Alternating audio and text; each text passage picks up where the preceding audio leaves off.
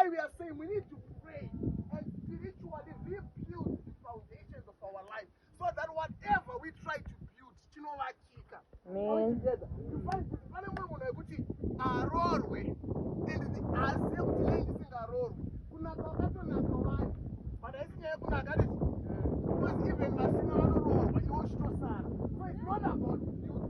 When we come back when you foundation in marriage, that can see what you want to start and it's broken.